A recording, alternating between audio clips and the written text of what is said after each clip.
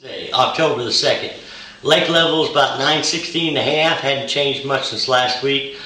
Water's temperature starting to cool down a little bit, about 75 degrees this morning. It's kind of good to start off the fishing report by not saying how tough it's been. Actually, I was at Lake of the Ozarks this weekend, and I've been out on Table Rock the last 3 days. I've had the same guide clients the last 3 days, but the fishing's really picked up the last 3 or 4 days here. It's been a lot better than it has been. We're catching, a lot of fish. We're catching them several different ways. Probably the main way that the most consistent thing I'm finding is the football jig.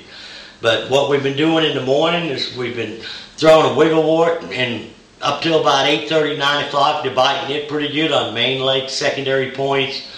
In the last 3 days, I've been the Dam to Kimbling City to Ants Creek area. And every place that we've been, they bit the wiggle wart early. A lot of the colors I'm throwing, a lot of the fish you're catching, you can look in their mouths and see the crawdads. There's a lot of green, almost like an olive green on them, and a little bit of faint orange. So, like the V38, which is like green crawdad, it's been working real good. This one here is called Natural Craw. It's working good. And I've been throwing some that Rob at Fall Creek Lures paints. This is one that he come up with. It's called PBJ. We've been catching them on it. And then he's got another one here. It's got a little more green on the back and red on the sides. Doesn't really seem to be one that's working any better over the other right now. Just, mainly crawdad pattern. And also catching some on a Series 5 Strike King crawdad pattern crankbait. Now, like I said, most of them fish have been on main lake, secondary points. Kind of looking for rock transitions where you got that bigger ledge rock into gravel. Not real smooth gravel and not ledge, but where it changes from one to the next. And once that sun starts to get up, and you can catch them on a jig first thing in the morning too. But, I like to throw a crankbait, so we've been trying to catch as many as we can till that bite dies, then we've been going to the jig. And the jig bite has been pretty shallow.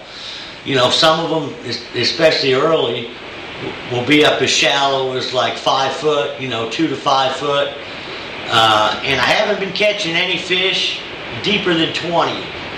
But 90% of them have been smallmouth with a few largemouth. In the morning, we're catching some largemouth and Kentuckies on the crankbait.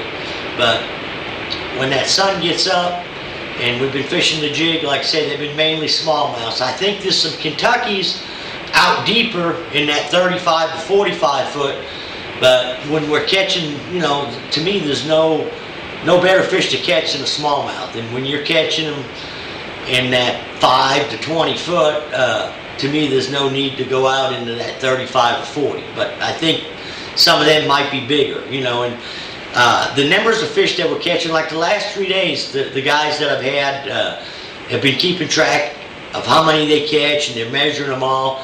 But we've had over 30 fish each day. Yesterday, I think we had 16 of them that were keepers. Today wasn't as good as far as the keeper ratio. It was like 7, and I think the day before yesterday was like 6. So, the keeper to short ratio changes quite a bit, but there's just been a lot of action. And today we actually went up into the James River, and I was looking for some shallow fish.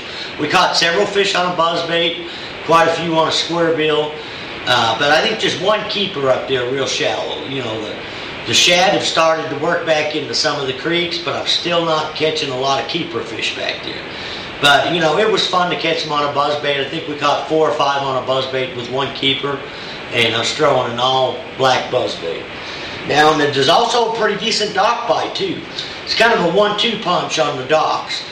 Some of them docks that got 30, 35 foot in them, what we're doing is we're taking the same jig that we're throwing to catch the smallmouths, and on the size of the jig, I've been throwing from a 1/2 ounce to a 5/8. A lot of the fish are biting it as the jig falls. Others are, you got to kind of mix up your retrieve. Some days you got to kind of just drag it. Some days they want it hopping real good. But one thing you'll find, if you get a bite and miss it, lay the rod right back down. The fish are coming back a second, even sometimes a third time. Now, as far as the trailers on the jig, I'm using a Zoom Speed Craw. Seems like a watermelon candy red. And the skirt that's been working best for us, it seems like it's got to have some flake in it. A straight green pumpkin purple hasn't been working as well as like a watermelon skirt.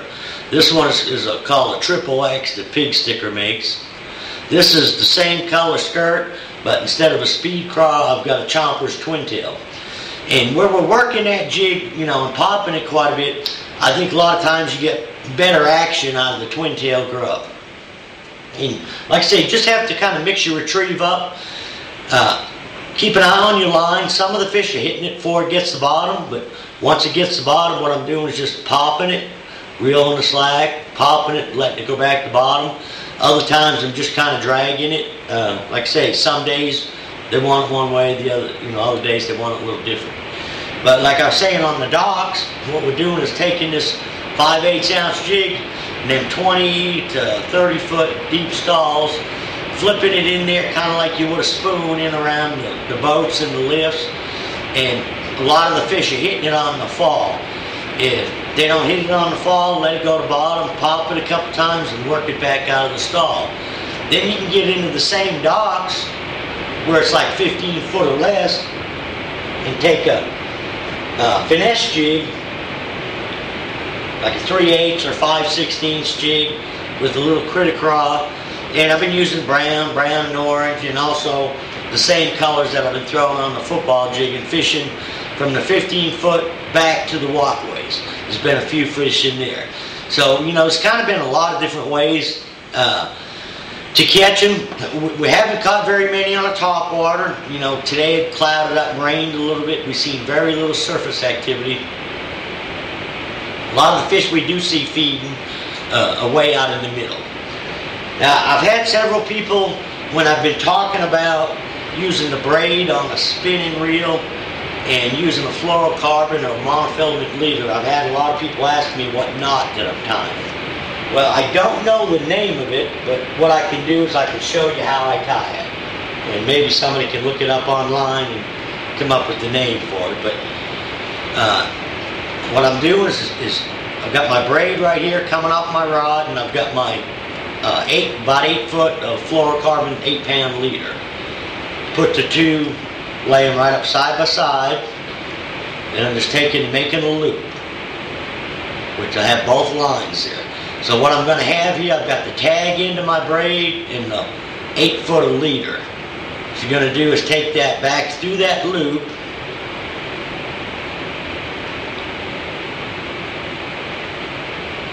and pull the leader all the way through the loop. What you're going to do is you're going to do that 3 times. Pull the leader all the way back out. That's 2. Do it one more, it's 3. Okay, now on this side I've got my braid tag and my fluorocarbon leader. On this other side I've got my fluorocarbon tag and the mainline braid. Then just grab them both, pull the knot up tight, cinch it up, and then take and trim it down. Now that makes a real nice small knot. It comes through the eyelets on the rod real good. You know, you'll kind of hear it popping a little bit when you're casting, but it's a real strong knot. And the way I proved that to myself is several times when I've got stuck and had to break a bait off, the bait's been breaking off at the knot where I tie it onto the jig. So that gives me the confidence that the knot that I'm tying between the braid and the fluorocarbon is a good strong knot. But, you know, I've tried the uni knots and the blood knots. This is a quick, easy knot that I can tie in the boat. You know, if I do break the whole leader off, and it's been working out real well for me. So, till next week, it looks like we've got a cold front coming in this weekend, which, you know, it might get a little tough the day after the cold front when we get bluebird skies, but it's just going to do nothing but get the fishing better and better as that water cools down. So, till next week, good luck, good fishing.